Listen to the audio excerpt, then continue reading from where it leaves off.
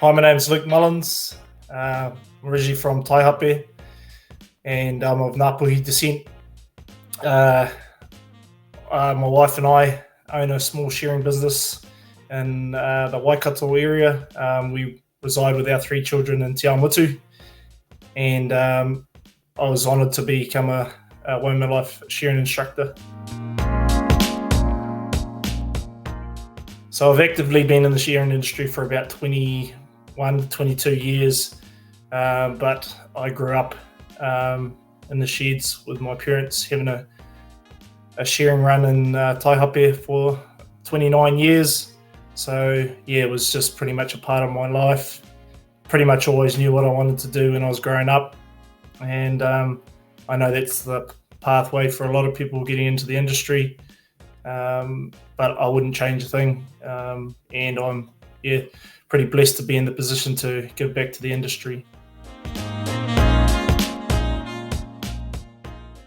Working in the industry, I basically started penning up and doing some crutching and stuff for friends who were off farms, because I wasn't brought up on a farm, and we used to do holiday work and stuff like that, and in the dagging pen where everyone starts, and then in the holidays I'd do some wool pressing for my dad and my uncle on his farm.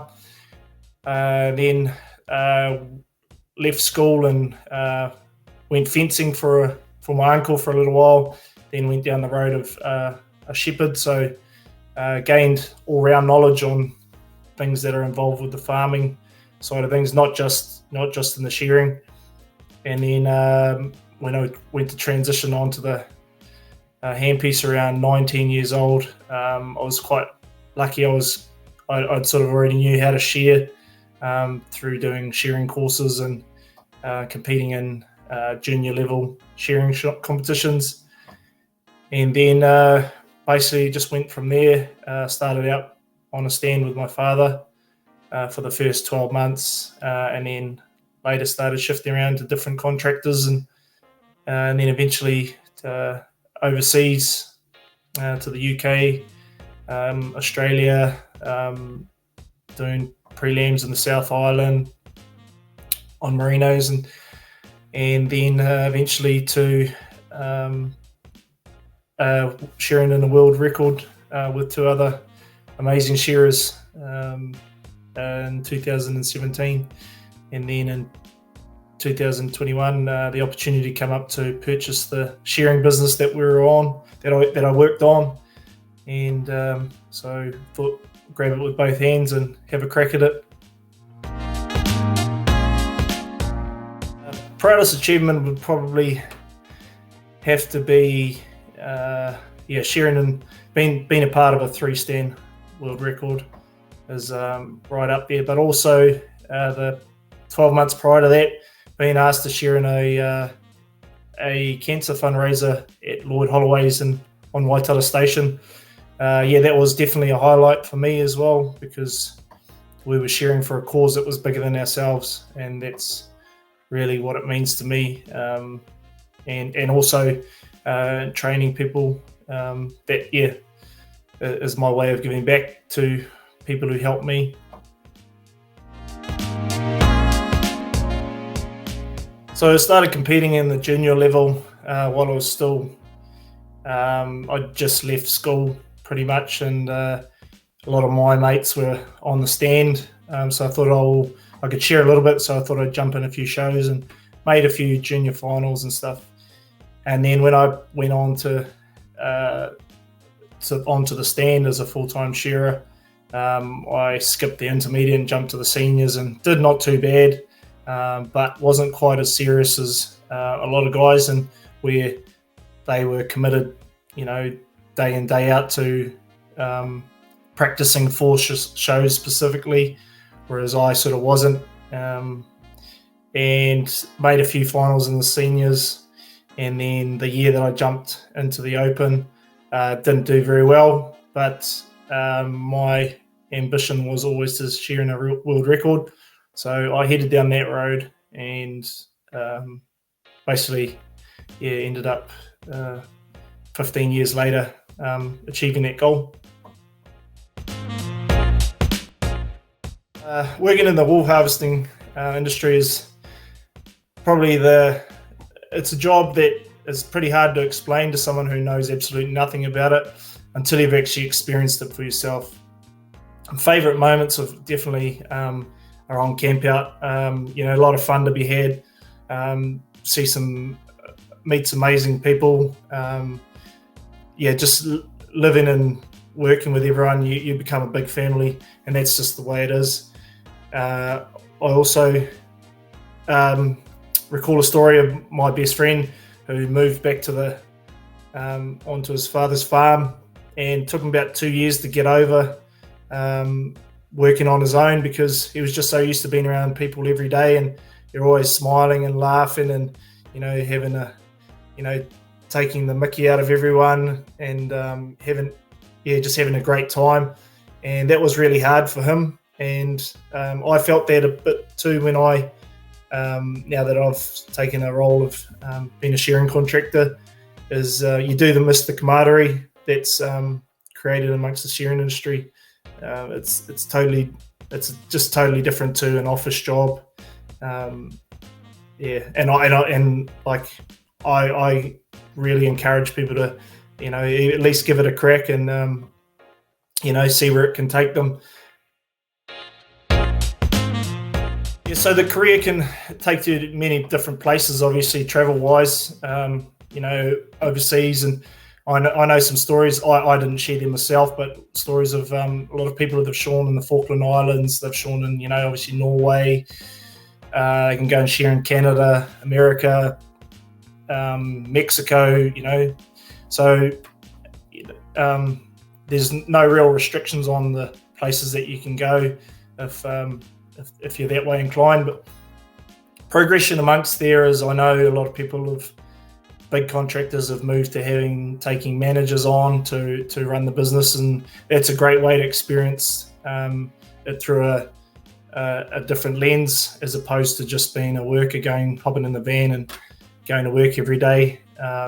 You sort of learn how to deal with the farmers, and it's not always peaches and cream as some are led to believe.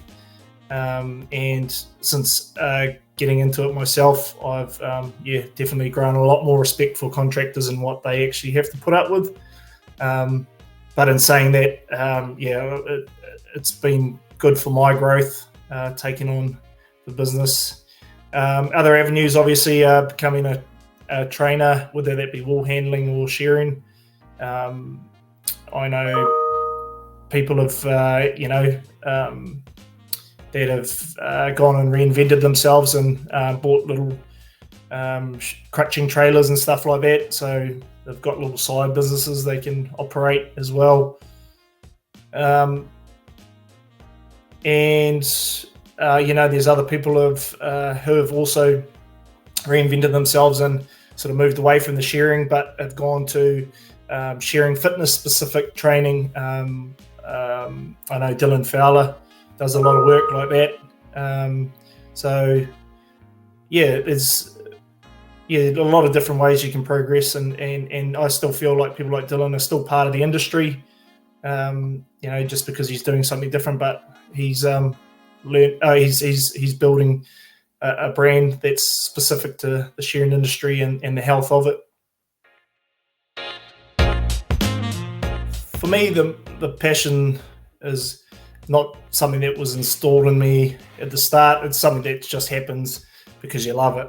And I think training for me really is wanting people to have a long career that's, my father at 32 years old had 2 discs fused, and they said that, if he would be lucky to shear for another 5 years after the operation, but he's still short. He was 59, and he did all his rehab correctly, which is really important.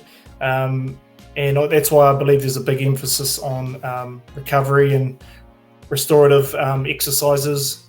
It's not always about lifting big heavy weights to get stronger all the time. It's about serving resistance training in the best way possible for your body movement to function for years and years. Seen so many times, people in their 50s and 60s and that are just in complete utter pain. I've also seen 20-year-olds that are shearing in complete utter pain as well. So for me, the exercise science around everything is a big part. Also, training for me is a good way to teach people about financial literacy, because sometimes people that are in the elderly stages of their career may be shearing because they have to, not because they want to. So I'd rather them, set themselves up a bit better so that they can come to work to enjoy the shearing. So that's got to be the way you eat, the way you look after your body, putting yourself in a financial position where, hey, when you are in your 50s, you don't have to shear day in, day out like you're a young fella. But hey, if your body lets you and you're still enjoying it, fill your boots, I say. So that for me is the whole holistic approach. Is the whole well-being side of things. Is I've worked with some old fellas that they can get a bit grumpy. So if we can remove that and just help them get through the days a bit easier, I think we're on to a winning formula. For us, it had to be that we had some point of difference, and we just had to do things a little bit differently than other training providers. Don't get me wrong, though. I think the other training providers that are out there at the moment are doing a great job.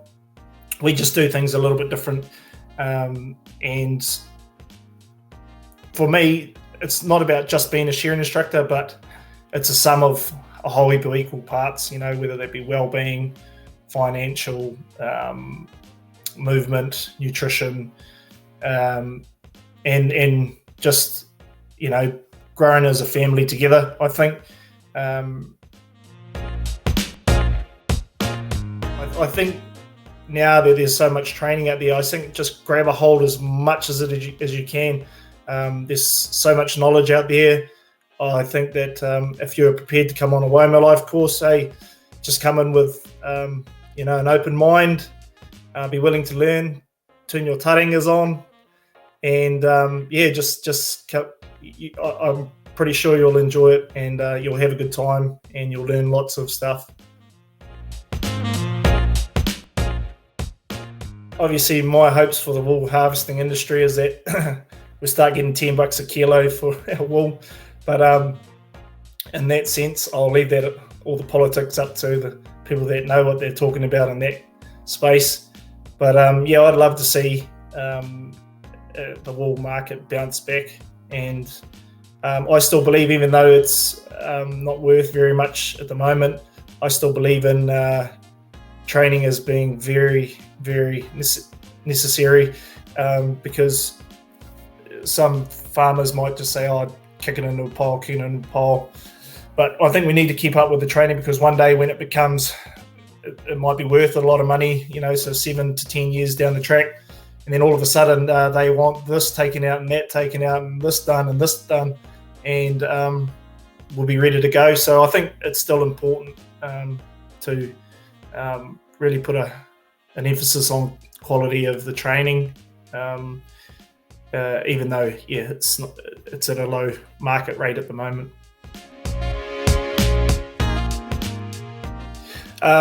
For me, one day I would love to see us working with other training providers together on the shearing industry, because I believe that we don't know everything, and nobody knows everything, and nobody owns all the knowledge. But if we can gather all the knowledge together, and then I think the whole shearing industry will be in a great place.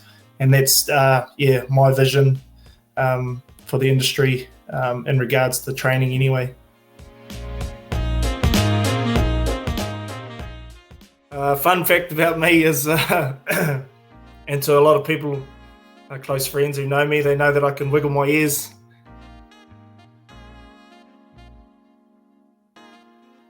And that's about it.